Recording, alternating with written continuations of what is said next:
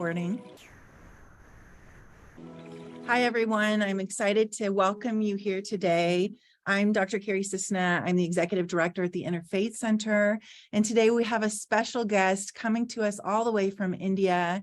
It is late in the evening for him. And so we want to thank you for being here today.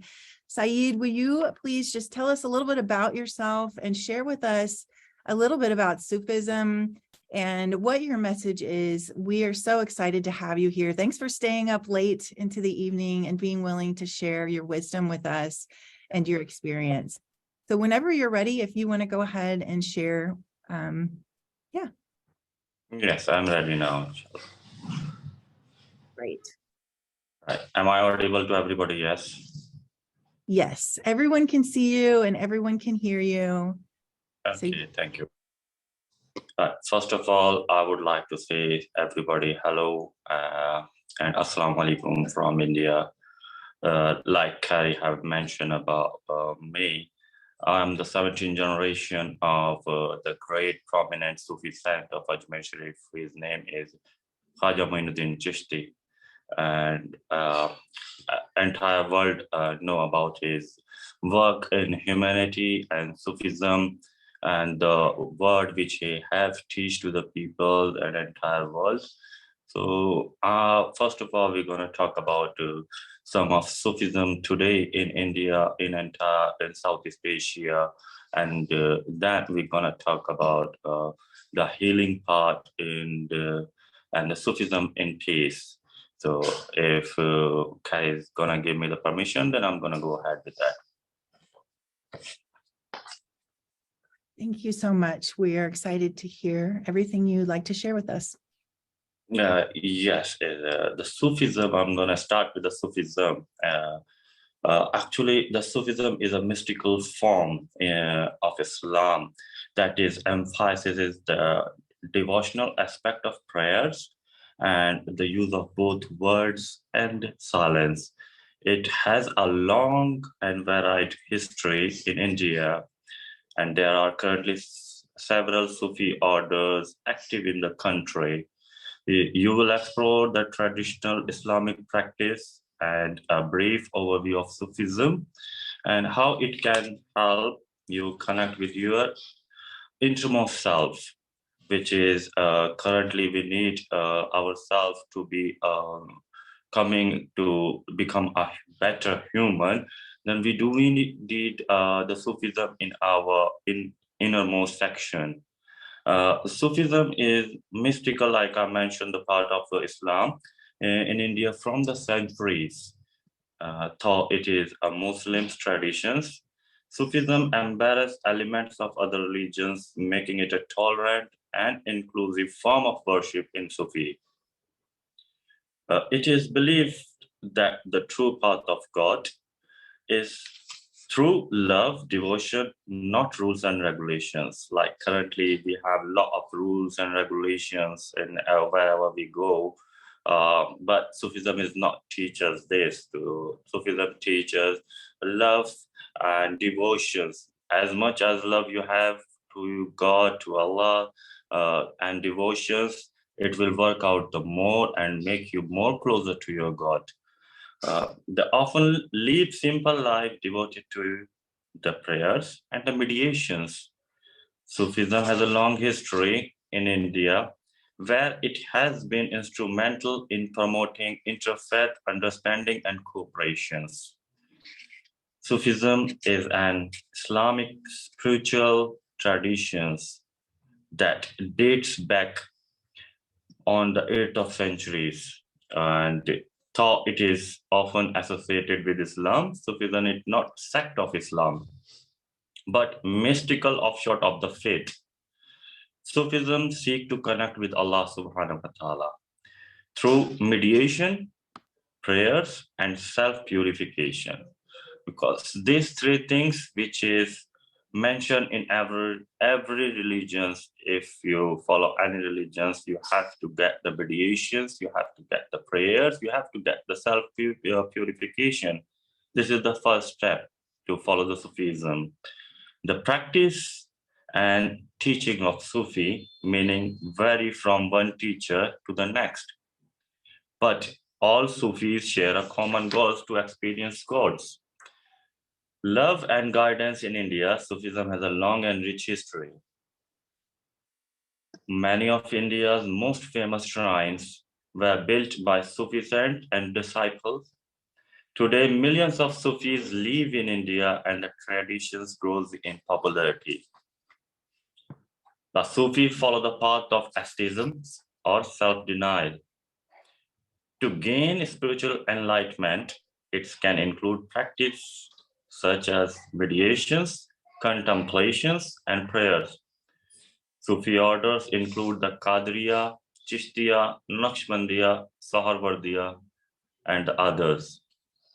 They are the most important orders in Sufism, and the most important ones are only the four.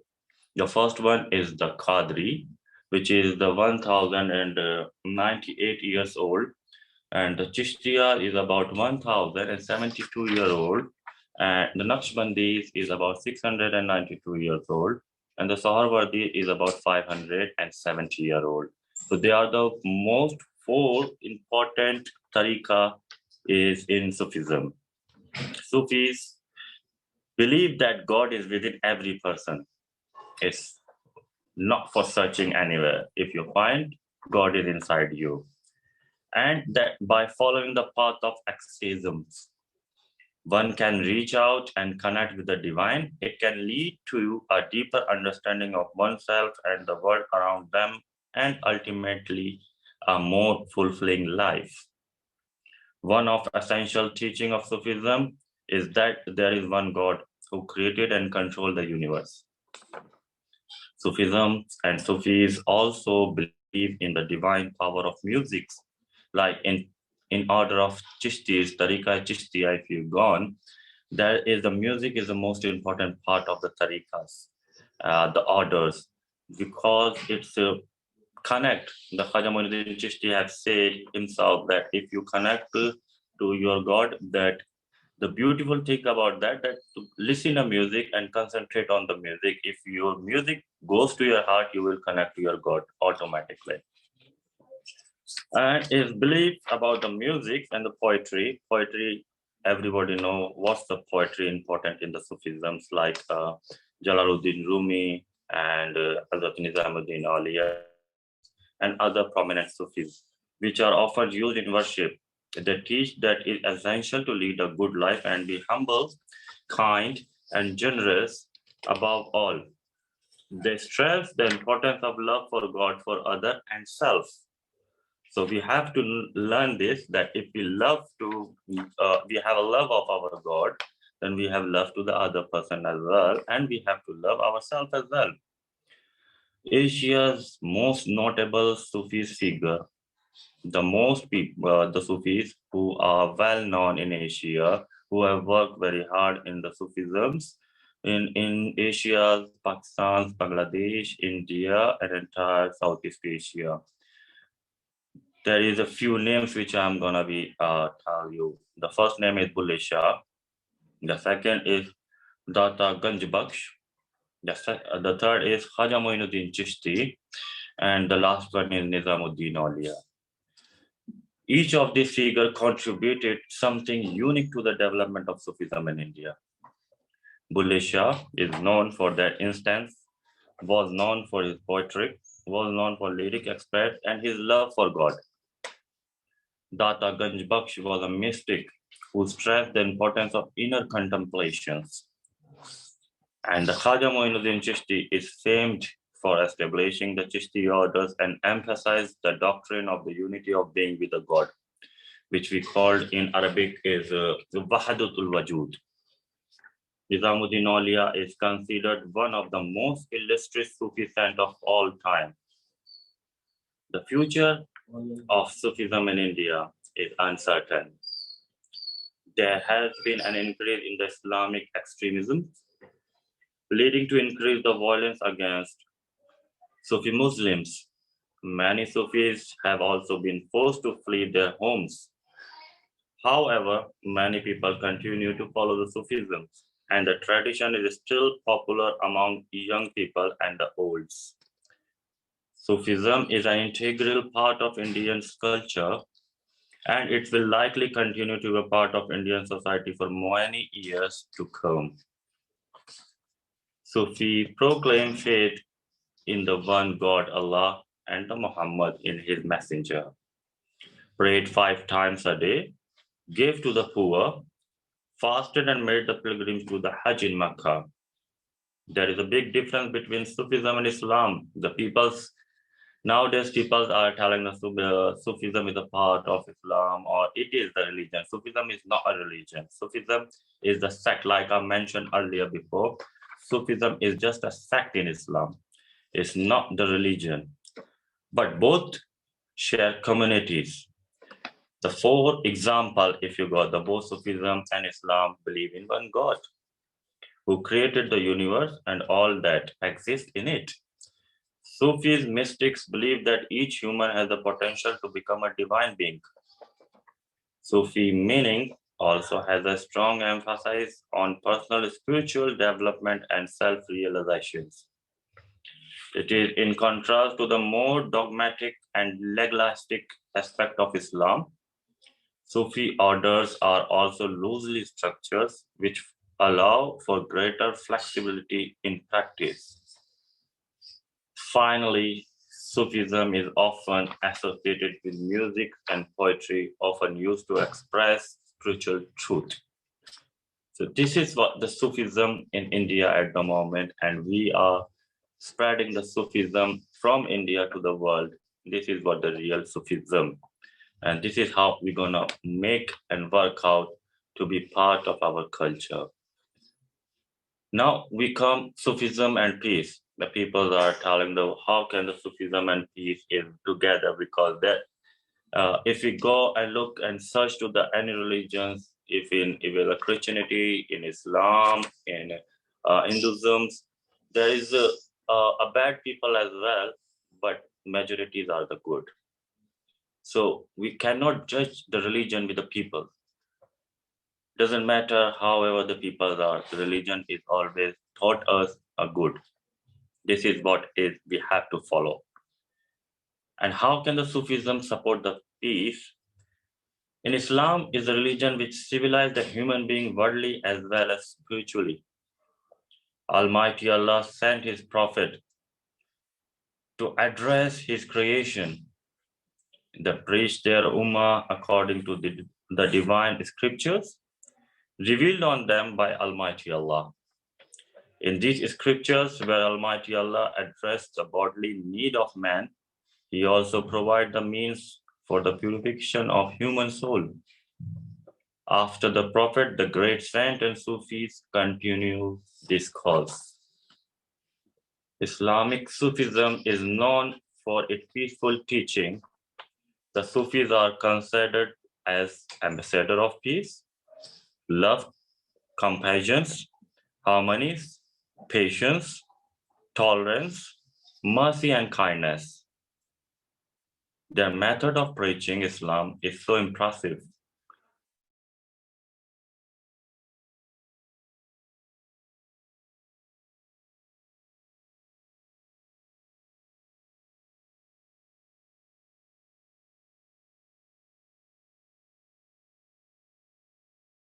I think we lost sound.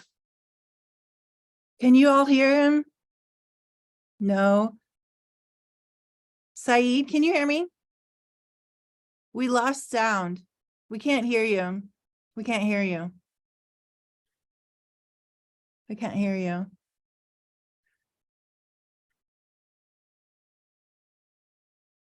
Let's see.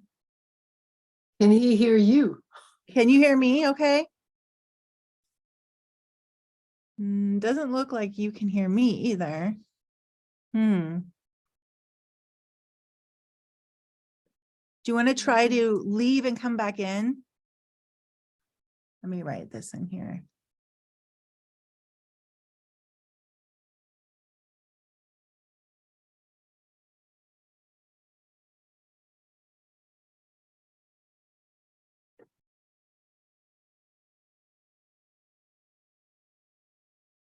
No.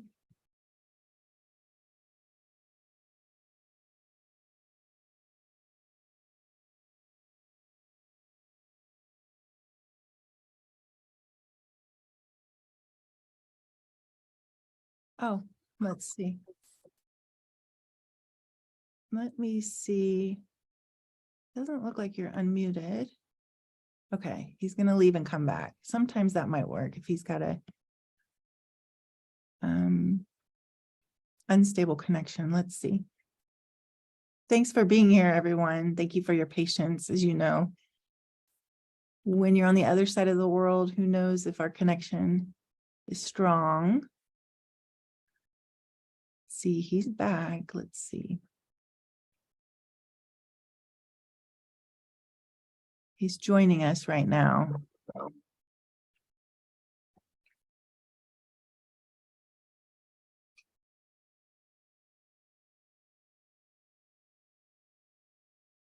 I can tell he's trying to join us, so maybe just a moment. Let's all send prayers and good thoughts that this connection goes through. We can see you. See if your audio is coming through.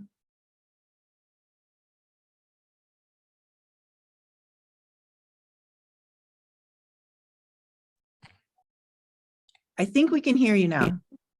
Okay, that's fine. Yes, Sorry about that. you're back. Okay, great. Yeah, and sorry about the disturbance which we have faced in the middle, because obviously we are living in the one of the biggest country in the world known about it, but we have very less technologies about the internet. So it is my apologize for that. No problem. And now I have to come in where I was in the Sufisms in about peace, Sufis and peace. Ambassador of peace, they have love, compassion, harmony, patience, tolerance, mercy, and kindness. The method of preaching of Islam is so impressive. That's why it attracts a large number of human minds. They spread peace by their equality, soft and gentle behavior towards Muslims and non-Muslims. The value humanity over everything. They developed a keen interest of learning and seeking knowledge. They introduced the culture of forgiveness and repentance for all. They teach their followers that if they want to seek the love of Almighty Allah, they must have to love humanity. Because Allah is not gonna be a kind and have mercy with you if you're not at the mercy of the mankind. They discourage the evil ideas and act of harming others, and eradicates extremism via spiritual gatherings such as dhikr, durus, majlis, and to teaching. This is how the Sufisms play a great role in bringing people of different walk of life, even school of thought, close to each other. The ways of Sufis is the best way by which we can develop interfaith harmony and make this society a peace living society. Now we are coming in about the spiritual healings. What is the spiritual healings? Spiritual healings, like in every religion, there's a healing, but some people are experts on Chinese healing, some people are experts on yogas, and some people are experts on Vedics. But Sufism is not that kind of healings. They promote the spiritual healing. The spiritual means that come out from your soul. You have to be a means to understand what is the spiritual, what is your soul says, and how you connect your soul to the Allah subhanahu wa ta'ala. The spiritual healing, Sufi healing is called as well. It is in essence a spiritual practice that employ a combination of therapies which span the gamut of energy type, from the repetitions of beneficial words to the drinking of healthful soup, as energy takes on many forms from the unseen to the seen. So does the practice of Sufi healings, because Sufi understand all energies formed to be both spiritual and material. Healing masters, Sheikh and Sheikha, employ remedies and treatments method accordingly. Sufi healing is multifaceted approach that considers root cause of physical or spiritual nature. In order to achieve a diagnosis and develop a treatment plan, sometimes tested technique and secret developed and handed down through generations are used as and when needed. Sufi healing also involved the manipulations of energy effect and imbalances caused by both visible and unseen entities. The spiritual medicines also utilized surah. Surah is like the Islamic Quranic surahs verses and ayat, which we are used from the Quran as well. From the Holy Quran, Allah the Most High says that His Quran is healing and mercy for those who believe. Allah's word is in the Holy Quran manifests a spiritual energy that heals mind, heart, and bodies. Specific surahs and ayat are prescribed for different ailments, the knowledge of which rests with a gifted healer. The healer is authorized to channel into the afflicted patient. The healing these words produced in order to administer spiritual medicines, the practitioner must understand the mental, physical, and spiritual root causes of ailment. Therefore, the healer operates at the high metaphysical level with the body, mind, and consciousness of the patient. The healer connects spiritually to the patient body or organs, along with the source and spirit that aid these organs and their functions. Ultimately, the healer intends to balance all the body organs and their functions throughout the process of healing. Another type of treatment that is infused with a spiritual character is the use of simple geometric diagram called taweez.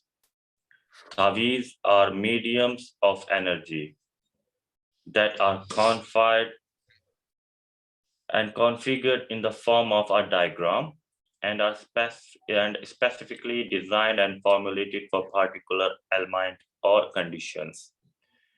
These unique and various prescriptions combine spiritual and material remedies. Spiritual healings can also be effected remotely. The practice of Sufi healing is based on using the most natural and least invasive method to treat, alleviate, and prevent illness.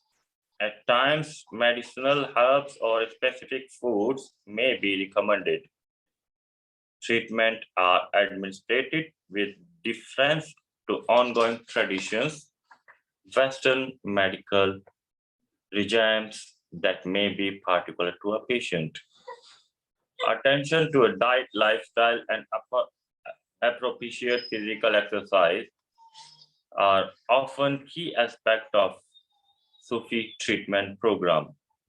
Sufi healers also encourage their patients to maintain physical cleanliness and a clean environment to help dispel intrusive and destructive negative energy.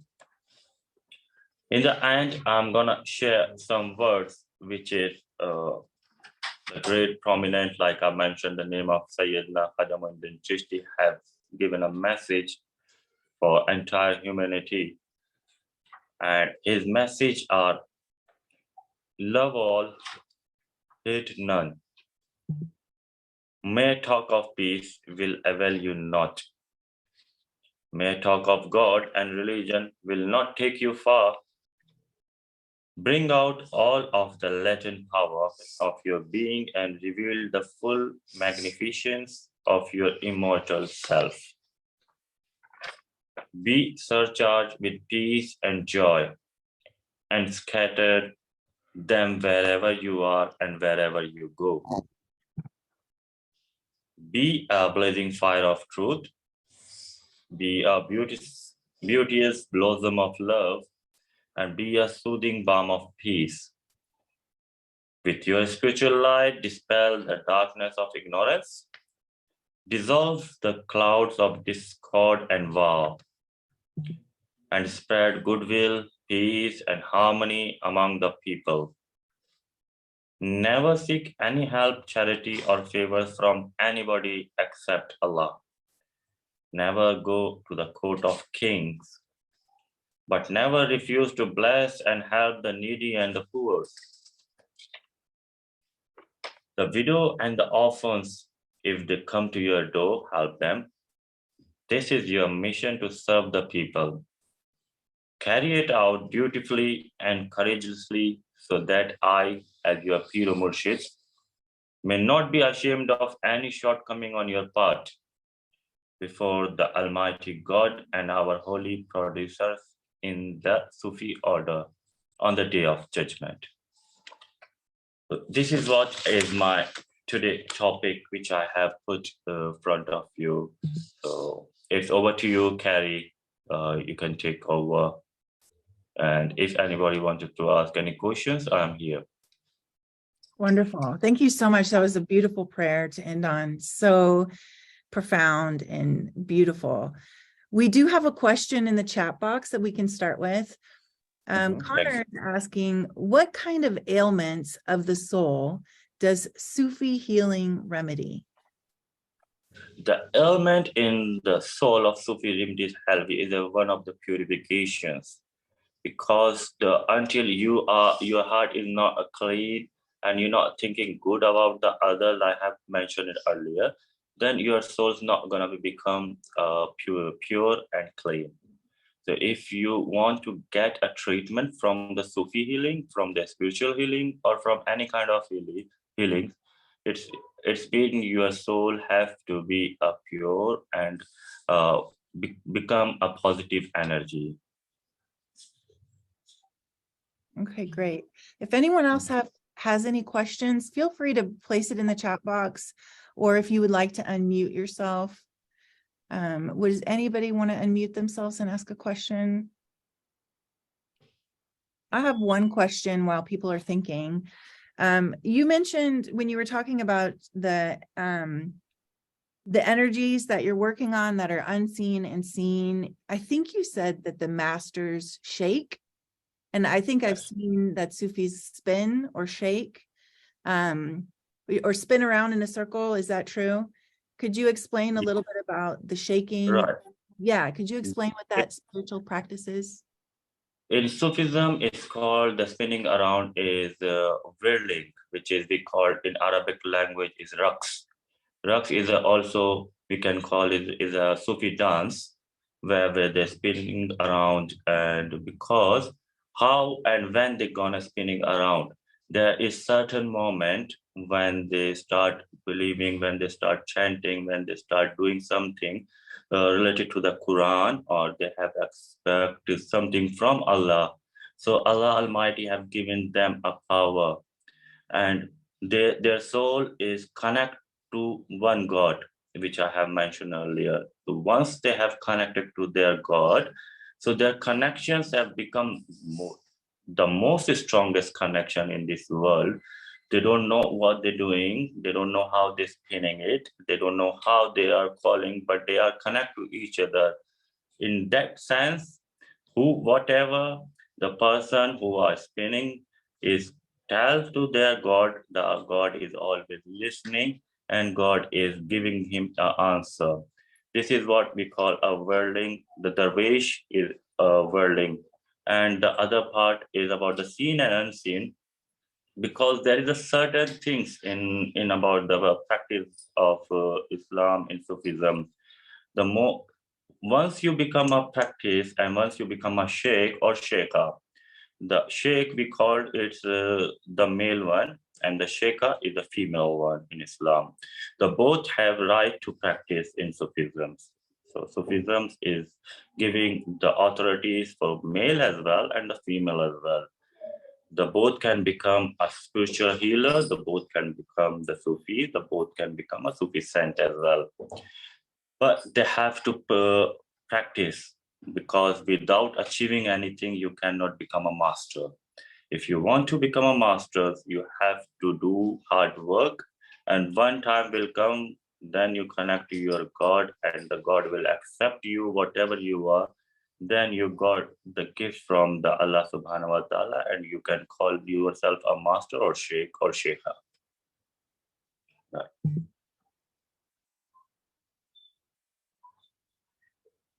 All right. Do we have any other questions from anyone who's on the call? Or any comments, any things that... So we have a question from Fatah. Did I hear this correctly?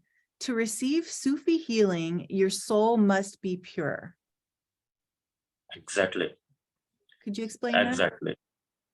To Sufi, to become like inwardly think, if you said, if you become a doctor, you have to go through a lot of diplomas and degrees, you have to go through a lot of research, you have to go through a lot of medical explanations. So same thing apply to become a spiritual healer or Sufis. The Sufis in Allah subhanahu wa ta'ala have mentioned it, that if you have negative energy, do not come to me. First of all, clean yourself and make yourself like that beautiful who can stand in front of me. And another word that Maulana Jalaluddin Rumi have mentioned it clearly, the Sufi is not to become easy. You have to work hard, and in 8 years in your lifetime, if you do one mistake, you cannot become a Sufi. 8 years of your lifetime, if you make one mistake, you cannot become a Sufi. So becoming a Sufi is not so easy. You have to be prepared. You have to disconnect with this world. You have to understand the person. You have to understand and what you are and what your inner feelings, you are supposed to work for this world. Not anybody can become a Sufi or Darwish for this. You have to do hard works and become helpful to this world. Like Khaja Moinuddin Chishti have mentioned it, if the one person is come to him and he said to he's asked, "Oh Moinuddin, I wanted to become one of the best Muslim," and Moinuddin Chishti have laughed and replied on his answer that you cannot become a best Muslim because I'm not that one who can make you become a best Muslim. So the person is think that, oh, you are a Sufi saint, why can't you make me a best Muslim? Then he replied that I cannot. The best Muslims is only can make by God. It's not in our hand that we can make you a Muslims or a best Muslim. But he said, I can make you a best human being. If you become a best human being, then might be Allah subhanahu wa ta'ala will make you a best Muslims and like you, your activities. Then he asked, okay, Moinuddin, tell me, how can I become the best human being? Then he replied, clean your heart.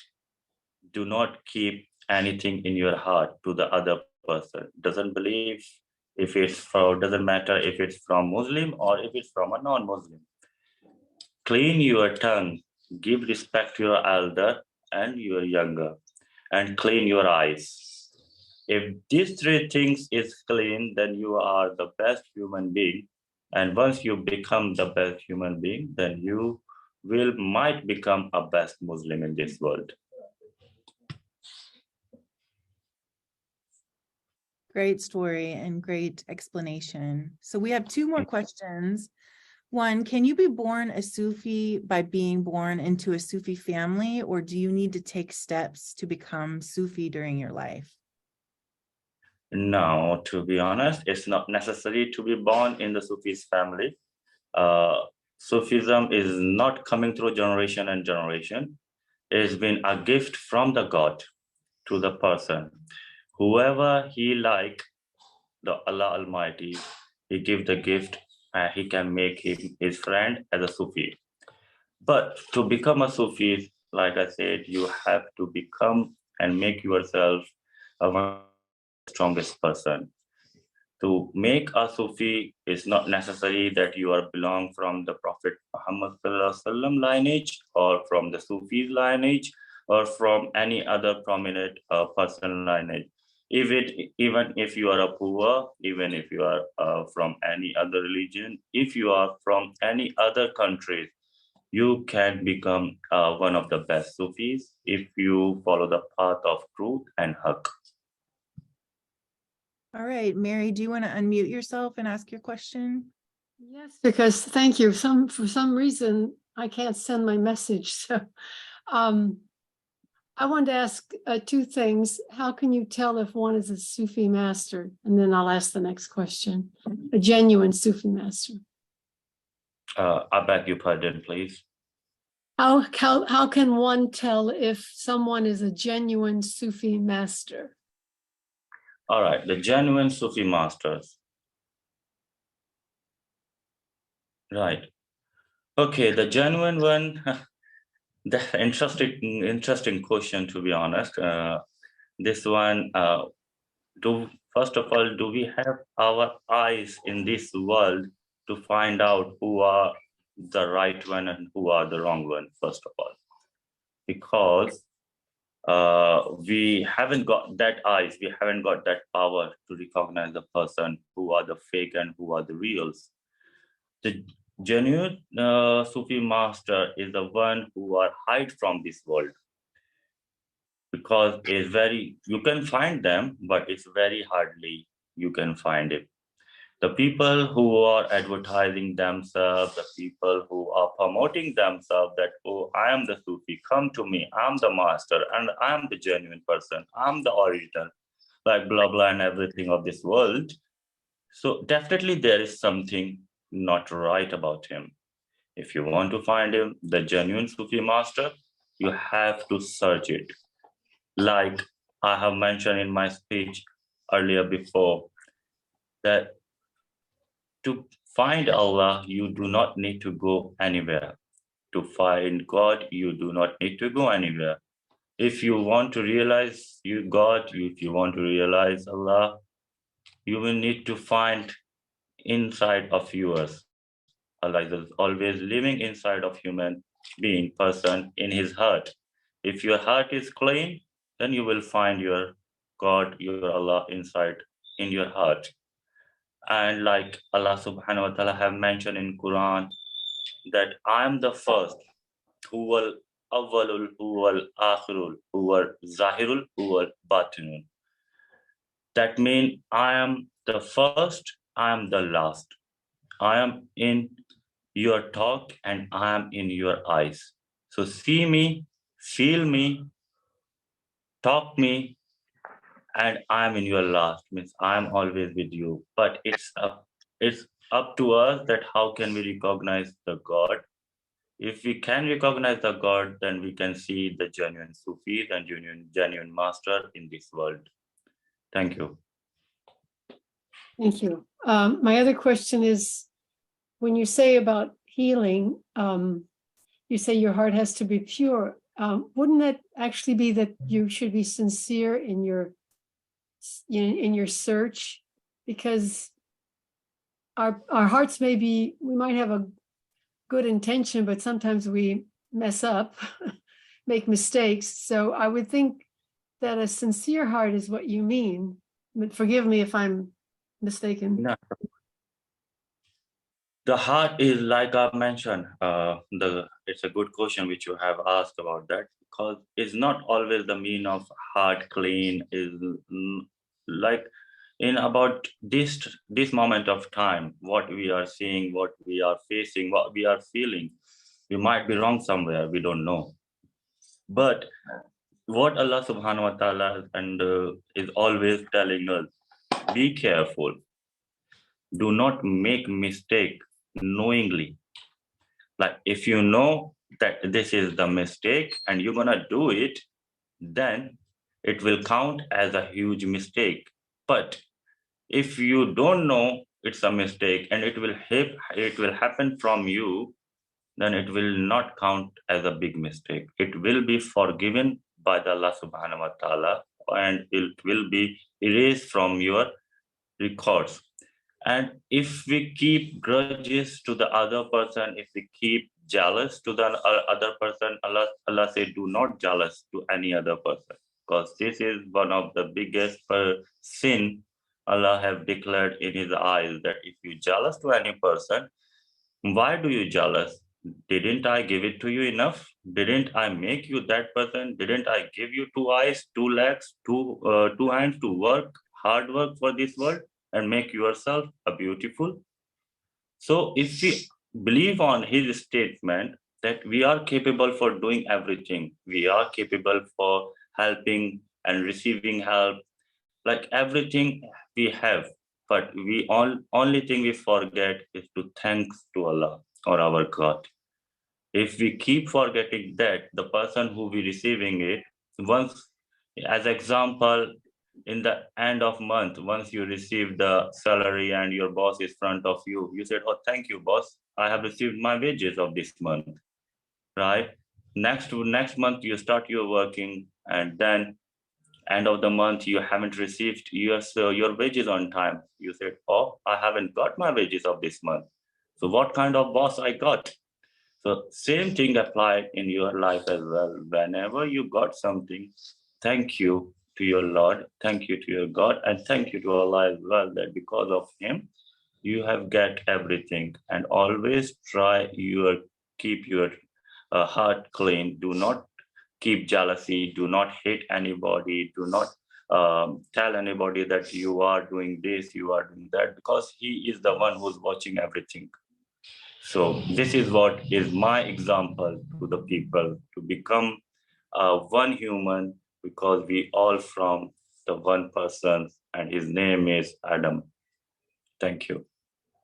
I love that. So we have 2 questions, but as you're talking, I grew up with a Christian background, and it reminds me of a Christian scripture that says, create in me a clean heart and renew a right spirit in me. And then also in the Bible, King David, the reason why God loved him so much is he was a man after God's own heart. He was always chasing God's heart. Even though he made mistakes, his intention, he always wanted to have the heart of God. So I love that we have these similarities in Christianity and Islam and Sufism. And one of the questions from Mike Johnson is there any is there any experience with Sufism that is similar to monasticism in Christianity or Buddhism? Can you think of other similarities with Sufism? Oh, did we lose him? Oh, no. Well, as he rejoins us, did anyone else notice any other similarities with that value of creating a clean heart or chasing a pure heart? And any other traditions? It looks like he's rejoining us. Yeah, sorry. Oh, good, you're back. So yeah, the question is Sufism, is there anything similar to Buddhist or Christian monasticism? So like the monks or those kind of mystic or living those monastic life. Do you know the word monastic? Yeah. Okay, perfect. Is there similarities with Sufism? Every religion is equal. The name has been changed. First of all, we need to understand that. Even if it's from Buddhism, if it's from Christian, even if it's Jews, or even if it's Islamic, even if it's Hinduism, only the name has been changed by the time and time, right? And if you're talking about the Buddhism, the great Buddha, what he did in his life is always to praise the Allah. He's always remember his God. He's always put his faith on his God. And he tell to the people that follow the right path, follow the right things, do not hurt anybody. And whatever you have, try to give that in the charity. So if he's telling you the right path, that the religions and the person who belong to the religions will never be wrong. So our question is finished here. If we're talking about the Buddhism, as the all religions is taught and teach is the same thing to this world, it's up to us that what we get from our religions. That doesn't mean that like I mentioned, that every religions have bad people as well and the good people as well. So whatever is worthy to us, we take it, and whatever is not worthy us, we don't want to listen that. This is a bad habit in human being. But the masters, the teachers, they never ever think like that. They always think to give the right educations and right knowledge to everybody. And the same thing have been about the knowledge and the teaching is been given the message from the Prophet Muhammad as well, peace be upon him. He said, if you want to take the knowledge, and for knowledge, if you have to travel to the Gazan, at that time, China used to call a Gazan. So he said, if you want to take the knowledge, and for traveling, you have to travel to the China, go to China, take the knowledge and come back here, because knowledge is one of the biggest wealth for human being and is make you richer and richer. If you don't have a knowledge, so you are not a wealthy or rich person. If you only have a money and you call yourself, I am a richest person of this world, according to the masters and according to the me, he is one of the poorest person in this world because he don't have a knowledge. And same thing is been said and taught by teaching by Buddha. And he said same thing, get the knowledge from every part. Even if you get from the soil, even if you get the rays of sun, even if you get the knowledge from the shore of the sea, try to grab it, because it will work out for you when you sit on my place. Thank you. It's a good reminder. Keep learning. I love that. So there's two comments and a question. I think I'll read the first comment because it goes with what we were just talking about. Mary says that marriage is considered half your religion according to the Prophet Muhammad. So there's no monasticism in Islam. I don't know if you have a reaction to that. But Claudette says the Baha'i prayers say, create in me a pure heart, oh my God, and renew a tranquil conscience within me, oh my hope. So it's very similar in the Baha'i faith as well. And then go ahead. The first question is about the marriage. It is? Marriage is considered half your religion. So okay, being married important in Sufism or Islam? Would you say? Yeah, actually, the Prophet Muhammad have been clearly mentioned in his book, it's called Hadith, that marry wherever you are, where you are happy. There you're gonna do the marriage. Even if you are unhappy, do not get marriage, because the marriage is something which is gonna make you and your life happier ahead. And if about the Sufis is also have instructed to get married, because this is the Sunnah of Prophet Muhammad. Prophet Muhammad have ordered to his all companions, all Sufis, all saints to get marriage and give them a knowledge, whatever you have. Do not make them a good, just wipe out and single. Make them a good person, make them a good human being. Even like Sayyidina Moinuddin Chishty, which I am generation is, when he used to give his speech, when he used to give his lecture, he called everybody, oh people, come and listen to me. His message was always like that. He never ever told, oh Muslim, come and listen to me. No, he always said, oh people, come listen me. If you like it, follow it. If you don't like it, just tell me, I will stop it. So this is the main thing and main motto which we have to work out to give a good message and keep these religions to one side. After end of the day, We are human beings and we are related to each other. This is the biggest message of this world, which we need to follow and practice. Thank you. Thank you for sharing a message, such an important message for us to be reminded we have so much in common. So there's one question. Can you please explain Jamal, which means beauty, and Jalal, severity, and how to think about them?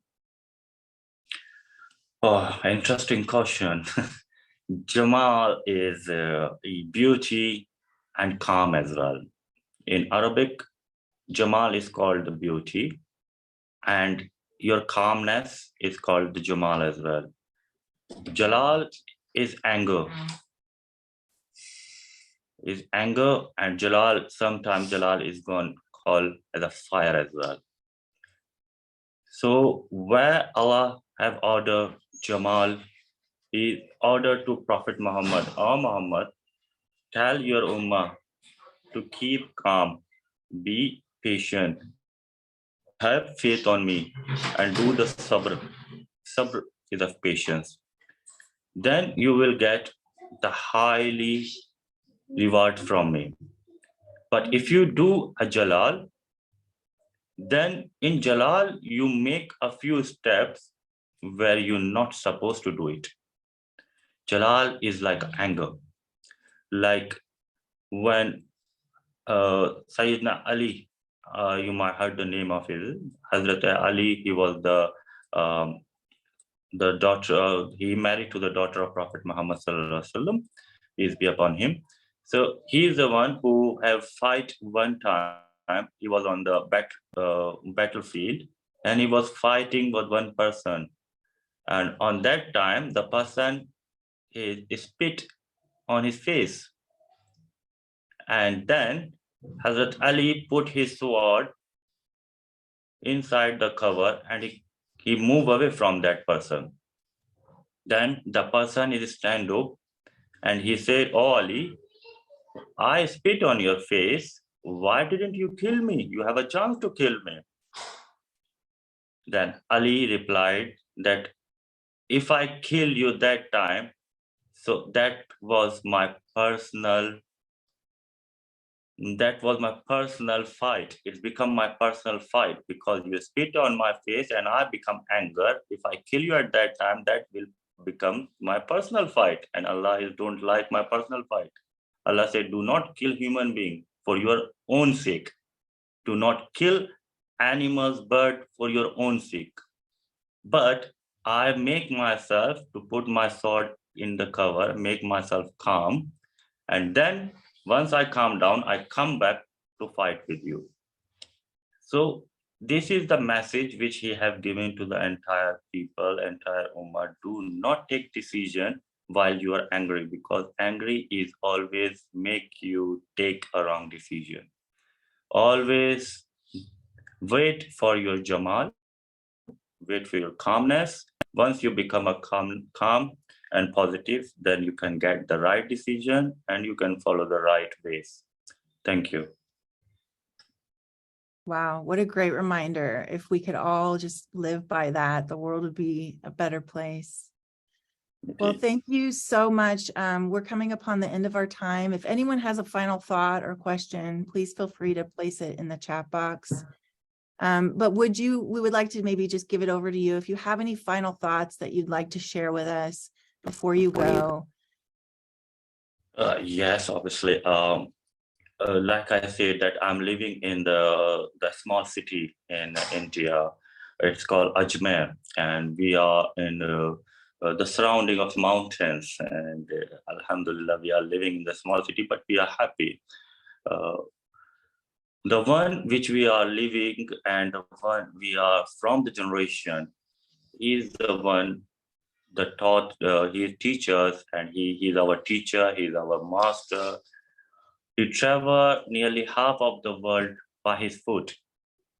In about 890 years before, he came out from the Iraq, he goes to the Iran, he goes to the Uzbekistan, then he goes to Tashkent. From Tashkent, Uzbekistan, he's gone back to the Russia, and from Russia he's gone back to the Saudi, and from Saudi he's come back Pakistan, and from Pakistan to India. So he's traveled by foot all the way. He's not traveling for the sake of money. He's not traveling for his own sake. He traveled all these places just to give the one message. He said, if you are following any religion, become a first human. Follow the humanity. If you are not become a first good human being, then you are not a good believer.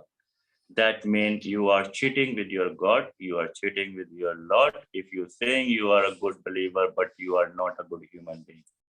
So this is, in the end, I have my story, or I have to give you a message to whatever you're doing it, do it, but keep your heart good, clean, keep your intention clean, and work for the entire people, especially for the poor and people who need our help.